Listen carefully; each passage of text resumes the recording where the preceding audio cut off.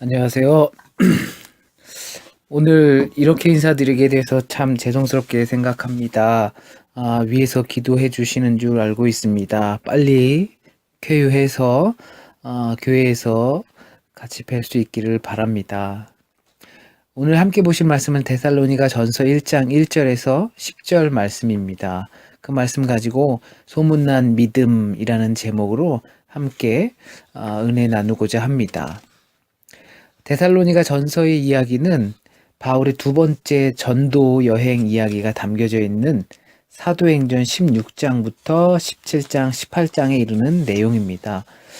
유럽, 그러니까 마케도니아 그리고 그리스 지역으로 전도 여행을 떠났던 이야기가 담겨져 있습니다. 그런데 그 지역으로 전도를 떠나게 된 배경은 성령이 아시아에서 말씀 전하지 못하게 하셨다고 16장 6절에 말하고 있습니다. 그리고 환상 속에서 마케도냐 사람들이 우리를 좀 도와달라고 해서 그쪽으로 떠난 것이 바울의 두 번째 전도 여행, 유럽 여행의 시작이 된 것입니다. 그리고 빌립보에서 바울은 루디아라는 자색 옷감 장수를 만나게 됩니다. 그녀가 회개를 하면서 또 유럽 전도 여행이 시작됩니다. 시작이 좋습니다. 그래서 그녀는 유럽의 첫 번째 그리스도인이 되었습니다. 그리고 빌립보에서 점치는 여종에게서 귀신을 쫓아냅니다. 그러나 그 일 때문에 주인의 미움을 받아서 감옥에 gat히게 됩니다. 그런데 감옥에 있는 중에 감옥의 문이 열리게 되고 그 문을 지키던 간수가 생각하기에는 죄수가 도망간 줄 알고 자살하려고 하는데 도망가지 않고 있던 바울과 실라를 보고 그들을 잘 돌보고 또 예수를 믿게 되었습니다. 그리고 나서 데살로니가로 가게 됩니다. 거기서도 복음을 전하다가 국가를 어지럽히고 전복시키려는 반란을 모의하다가 유대인들이 쳐들어오게 됩니다. 반대 세력을 만나게 된 거죠. 복음을 전하지 못하게 하는 겁니다. 그래서 급히 피신을 합니다. 베레아라는 지역으로 가서 피신을 하였는데도 거기까지 쫓아와서 형제들과 헤어지고 바울만 홀로 아테네로 피신을 하게 됩니다. 그리고 아테네 아레오바고 언덕이라는 곳에 올라가서 1장 연설을 하지요. 다시 고린도로 바울은 가게 됩니다. 거기서 브리스길라와 아굴라를 만나고 함께 천막 만드는 일을 하면서 복음을 전하게 됩니다. 그리고 거기서 데살로니가로 파송을 보냈던 디모데를 다시 만나게 됩니다. 그리고 디모데가 데살로니가 교회의 이야기를 전해 주는 것이고 그 이야기를 전해 들은 바울이 고린도에 있으면서 사도행전 17장을 기반으로 있었던 데살로니가 교회에 편지를 쓰는 것입니다. 그것이 데살로니가 전서입니다. 그래서 바울이 데살로니가 교회에 편지를 쓰고 깊은 애정이 묻어나는 것을 볼 수가 있습니다. 왜냐하면 바울은 데살로니가 교회에 오래 있을 수는 없었습니다. 그런데 짧은 순간 있었지만 그곳에 교회가 세워졌습니다. 그리고 바울은 데살로니가를 빠져나올 수밖에 없었습니다. 그것을 도망쳤다고 생각할 수도 있고 또 다른 곳에서 복음을 전하기 위한 과정이라고 볼 수도 있겠죠. 중요한 건 바울이 무슨 마음이었는가가 더 중요할 겁니다. 바울이 아시아 전도를 접고 유럽 전도를 갔던 것처럼 데살로니가에서 시작된 핍박을 피해 내려진 결정들은 자신과 하나님만이 알 것입니다. 그런데 데살로니가를 떠나고 디모데를 통해서 교회 소식을 들었을 때 바울은 과연 어떤 감정이었을까요? 깊은 애정이 묻어있는 것은 당연하고 한마디로 큰 감동을 받았다는 겁니다. 바울은 확신에 찬 상태에서 유럽을 향해서 떠났습니다. 성령께서 아시아 전도를 막으시고 대신 유럽에서 부르는 환상을 보고 유럽을 향해서 떠났다라는 겁니다. 시작은 좋았으나 유럽에서의 전도 여행은 매질로 시작되었고 피신 다니는 일로 시작되었습니다. 이쯤 되면 어떤 생각이 들까요?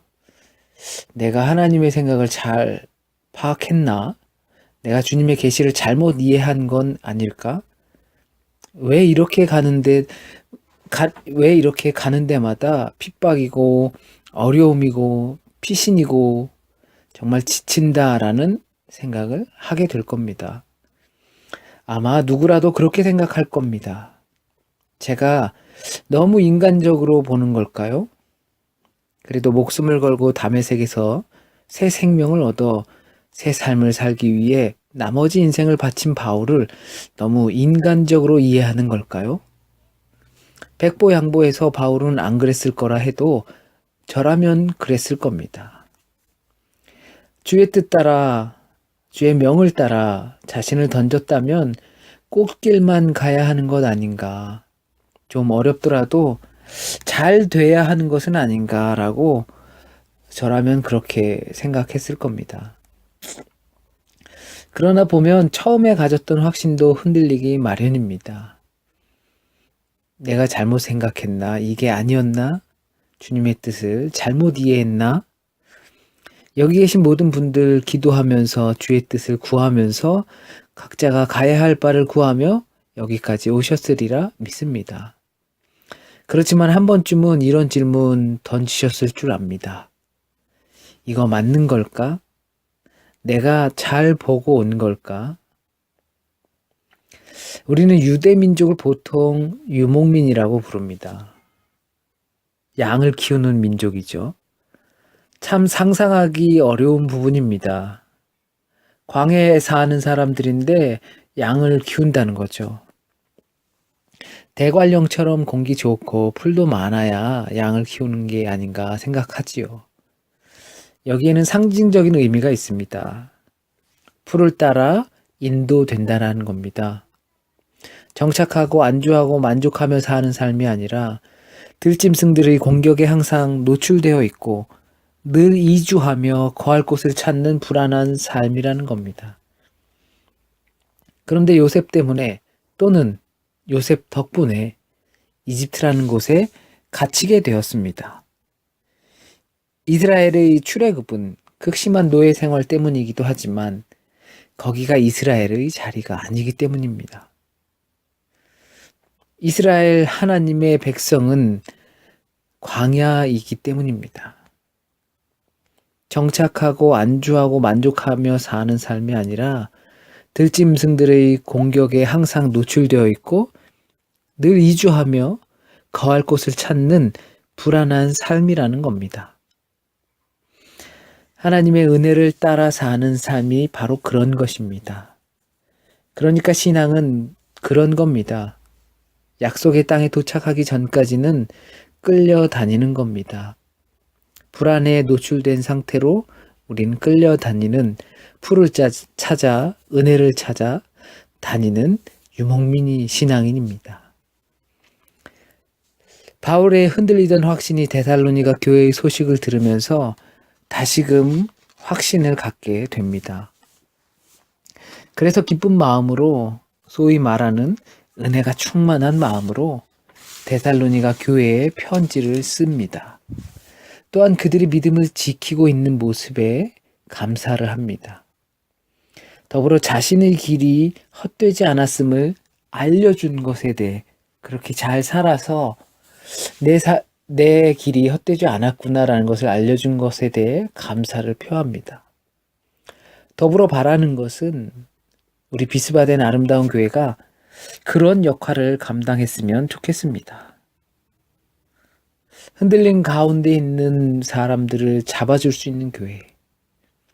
교회에 여러 가지 역할이 있을 수 있습니다. 적어도 오늘 우리가 생각해 볼 것은 소망을 주는 그런 교회였으면 하는 겁니다. 이게 맞나? 여기가 맞나? 내가 하나님의 뜻을 잘못 이해한 것은 아닌가? 신앙이 이거 맞나? 이런 가운데 있는 어떤 이들에게 비스바덴 아름다운 교회를 통해서 아, 맞구나. 적어도 틀리지 않았구나. 경험되어질 수 있는 교회였으면 합니다. 확신을 심어줄 수 있는 교회였으면 좋겠습니다. 데살로니가 교회처럼 상황에 흔들리는 것이 아니라 복음의 확신에 서 있는 교회였으면 합니다. 바울은 데살로니가 교회가 믿는 자의 본이 되었다고 합니다. 그들의 믿음이 인근 지역에 소문이 다 퍼졌다고 합니다. 그들이 어떻게 했길래 소문이 났을까요? 너희들이 많은 환난 가운데서 성령의 기쁨으로 말씀을 받아 우리와 주를 본받은 자가 되었다. 인근에 좋은 소문이 나고 광고하고 하기 위해서 환난을 당해도 기뻐하라는 것이 아니죠. 주를 믿고 또한 당시에 닥칠 수밖에 없었던 환난을 당할 수밖에 없고 그것을 잘 참고 인내함으로 그들의 믿음이 참이라는 소문이 평판이 나게 되는 겁니다. 그것을 잘 참고 인내하는 걸 보니까 저들의 믿음은 진짜다라고 소문이 난 겁니다. 이것을 요즘 식으로 표현한다면 마케팅이 뭐냐? 본질에 충실한 거다라는 겁니다. 마케팅은 그럴싸한데 식당에 갔더니 맛도 없고 친절하지도 않다면 어떻겠습니까? 그렇다면 교회도 그런 겁니다. 교회 마케팅 무엇으로 하는가? 복음 안에 담겨져 있는 진리, 그것을 말로만이 아니라 능력으로 보여주는 거죠. 우리 교회는 잘 나가는 사람 있다, 목사님이 똑똑하다, 그것이 교회의 평판을 보여주는 것이 아니라 우리가 말씀을 통해서 들은 복음의 정수를 지키고 전하려고 노력하는 겁니다. 저 아프리카 가서 제3국에 가서 선교여행 다니고 큰 인재들을 양성하고 마음껏 후원하고 하는 것만이 믿음의 본이 되는 것이 아니라 일상의 작은 삶 속에서도 자기에게 찾아온 복음의 진리를 따르기 위해 당하는 환난을 성령의 기쁨으로 이겨내는 것입니다. 그것이 믿음의 본질이고 또한 믿음의 본이 되는 길입니다. 복음의 진리가 필요한 사람은 정작 밖이 아닌 교회 안에 있습니다. 복음이 진리라는 것, 거기에 대해 삶을 조정하는 것, 거기에 맞춰서 삶을 조정하는 것, 그리고 확신을 갖고 사는 것, 교회가 지금 가장 필요로 하는 그런 부분입니다. 여기까지 오신 분들은 나름 자기 분야의 전문가라는 자부심도 있으실 겁니다. 또 나름대로 입지적인 위치가 되기 위해 오신 분들도 계실 겁니다. 저 역시도 그렇습니다. 그러기 위해서 얼마나 많은 노력을 하십니까? 요즘도 유행인지는 모르겠지만 한때 유행하던 학설이 10,000번의 법칙입니다. 10,000시간의 법칙이라는 것이 있었습니다. 자기가 그 분야에서 두각을 나타내기 위해선 10,000번을 반복적으로 연습해야 하고 그 시간을 들여야지만 이룰 수 있다라는 겁니다. 그래야지 마이스터가 되든 명장이 되든 하겠죠. 물론 분야마다 조금씩 다를 수 있습니다. 자기 분야에 반복적인 훈련과 쉼 없는 노력이 들어가야 한다는 것에 아무도 이의를 달지는 않을 겁니다. 우리 그리스도인들에게는 복음의 확신, 신앙의 본, 신앙의 명장, 신앙의 마이스터가 되려면 어떤 외부적 환경에도 믿음으로 겪게 되는 환난을 10,000시간 이상 통과해야 하지 않을까요? 그냥 10,000시간 대충 믿고서 시간 보내는 것이 아니라 믿음의 본이 되기 위해 10,000번 정도의 시험을 통과해야 하는 건 아닐까요? 왜냐하면 믿음은 하나님께서 우리에게 주신 약속을 믿는 것이기 때문입니다. 그것을 믿는 것입니다. 어떤 약속입니까? 너 출세할 거다. 복음 안에 바르게 선 너를 통하여 이루실 하나님의 나라라는 약속입니다. 너 잘 될 거다. 너 출세할 거다. 부자 될 거다. 라는 것보다 복음 안에 바르게 선 너를 통해서 이루실 하나님 나라를 약속하셨다라는 겁니다. 우리는 그것을 믿고 10,000번 또는 그 이상 그 이하의 시험을 통과해야만 합니다. 그래야지 우리는 믿음의 본이 될 수 있습니다. 우리가 경제적인 어려움, 생활의 어려움, 불투명한 미래 이런 것들 때문에 불안하니까 가끔은 엉뚱한 것들을 신뢰하기도 합니다. 엉뚱한 기도를 하기도 합니다. 엉뚱한 열매를 자랑하기도 합니다. 그런 환란들이 길어지다 보면 이게 아닌가 싶기도 합니다. 내가 하나님의 뜻을 잘못 이해했나? 처음 가졌던 확신이 흔들리기 마련입니다.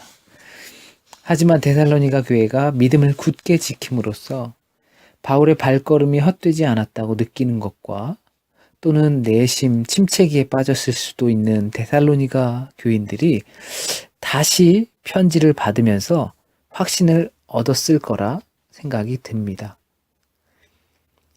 유목민은 공격과 불안에 노출되어 있는 삶을 사는 겁니다. 그리스도인은 그 가운데서 하나님의 약속을 믿으며 그것이 환난이나 어려움이나 인내하며 나아가는 겁니다. 그것이 믿음의 본입니다. 그것이 믿음의 본질입니다. 그런 믿음이 소문납니다. 그 믿음의 주인공이 되시길 진심으로 바랍니다.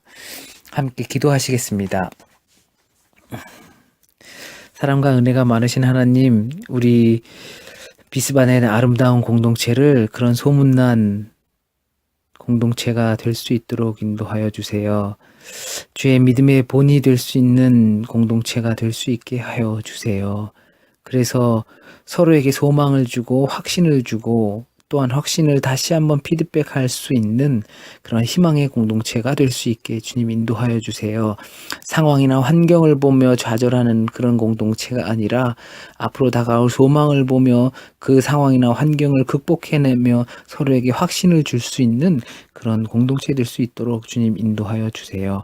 혹시라도 오늘 잘못 전해진 말씀 있으면 주님의 뜻에 합당한 말씀만 우리 마음 깊이 남게 하여 주셔서 뿌리 내리고 또 열매 맺게 하여 주시옵소서. 한 주간의 삶을 다 주님께 맡깁니다. 육체적인 문제 또 마음적인 문제 모두 다 주님께 맡깁니다. 주여 인도하여 주실 줄 믿습니다. 주께서 우리 길 분명하게 인도해 주실 줄 믿으며 신뢰하는 한 주간 되게 인도하여 주세요. 모든 말씀 우리 주님 예수 그리스도의 이름으로 기도드립니다. 아멘.